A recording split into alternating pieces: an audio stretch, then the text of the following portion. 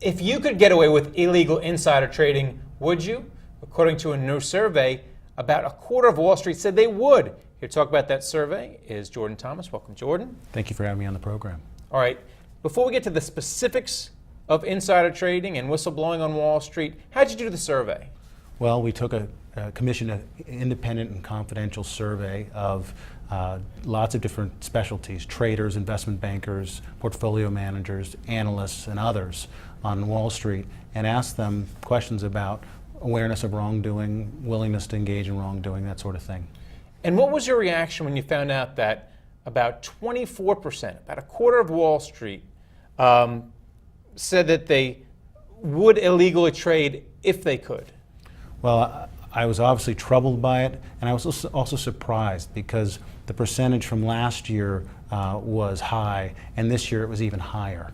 So it seems like people are more comfortable with insider trading today than they were a year ago. And around that same percentage said that they've witnessed crimes on Wall Street, illegal financial crimes. Are these big crimes, small crimes, and why didn't they blow the whistle? Well, the survey didn't ask them to specify the size of the misconduct, and there appears to be a culture of silence on Wall Street.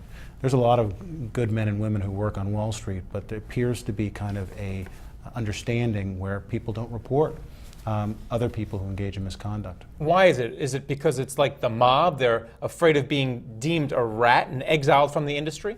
I think there's some of that, and there's also a sense among many that it's just acceptable, that this is just how people do business. So what can the government, what can Wall Street do to change that? Well, I think the government, if it had more resources, could be a little bit more effective, but I think that the heart of the solution is within the Wall Street firms themselves.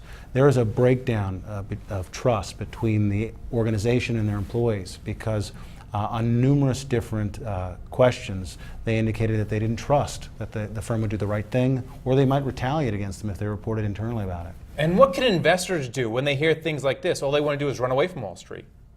I tell you, there's a real temptation when you hear a statistic that we had in our finding that 28% of financial service professionals believe that the industry didn't put the client's interest first. So I could see that feeling, but I think that it just requires them to do more due diligence and hold them accountable. All right, thanks a lot. Thanks for having me on. And thank you for watching The Street.